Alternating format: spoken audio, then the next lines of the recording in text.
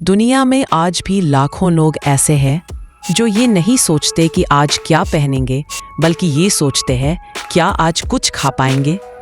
भूख ये सिर्फ पेट की आग नहीं है, ये वो जख्म है जो इंसानियत के दिल पर जलता है। और अगर इस धरती पर एक भी इंसान भूखा है तो समझ लीजिए ये कहानी है आरव की। एक ऐसा युवक जो अपनी जिंदगी की दौड़ में दूसरों की भूख को देखता तो था पर कभी रुकता नहीं था। एक दिन उसने सड़क के किनारे देखा एक 7 साल का बच्चा कूड़े के ढेर में कुछ खोज रहा था। आरव रुक गया। उस बच्चे ने आधा सड़ा हुआ ब्रेड उठाया, मिट्टी झाड़ी और खाने लगा। आरव के भीतर कुछ टूट गया। उस दिन उसे समझ आया भूख सिर्फ रोटी की नहीं होती, कभी कभी इंसानियत की भी होती है। आरव को अपने गांव के रामलाल काका याद आए।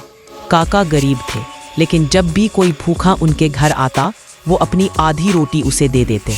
काका कहते थे, बेटा रोटी बांटने से पेट खाली नहीं होता, दिल भर जाता है। कि उस स्मृति ने आरव के भीतर एक बीज बो दिया। अब वो जान गया था भूख का इलाज दया है और दया का रास्ता साझा करना। अगले दिन आरव अपने ऑफिस की कैंटीन में था। बचे हुए खाने को बिना देखे फेंक रहे थे। उसे याद आया शहर में हर दिन लाखों किलो खाना बर्बाद होता है, जबकि उसी शहर में कोई बच्चा भूख से मरता है। उस दिन उसने अपने आप से कहा, मैं भी तो उसी दुनिया का हिस्सा हूँ जहाँ खाना फेंकना आसान है पर किसी को खिलाना मुश्किल। एक दिन आरव पार्क में बैठा था। वहाँ 2 बच्चे थे, एक स्कूल यूनिफॉर्म में, दूसरा फटे कपड़ों में। स्कूल वाला बच्चा मुस्कुराया, अपने टिफिन से आधा सैंडविच निकालकर उसे दे दिया। आरव की आंखें भर आईं। उसे लगा दया किसी किताब में नहीं सिखाई जाती, वो देखकर महसूस करके सीखी जाती है। शहर की सड़कों पर हर तरफ होर्डिंग थे, सेल, डिस्काउंट, बम्पर ऑफर। पर इन रंगीन पोस्टरों के पीछे आरव को दिखते थे भूखे चेहरे। कितना अजीब है, हमारे समाज में रोटी सबसे सस्ती चीज होनी चाहिए थी, पर आज वो सबसे कीमती बन गई है। जब मुनाफा करुणा को निगल लेता है तो सभ्यता धीरे धीरे मरने लगती है। एक शाम आरव ने देखा पुलिस ने एक 14 साल के लड़के को पकड़ रखा था। उसका जुर्म था उसने बेकरी से ब्रेड चुराई थी। लड़का कांपते हुए बोला, 3 दिन से कुछ नहीं खाया था। आरव चुप था। उसने सोचा अपराध भूख का नहीं है, उस व्यवस्था का है जिसने उसे भूखा रखा। आरव ने तय किया कि वो हर जगह जाएगा जहां लोग भोजन बांटते हैं।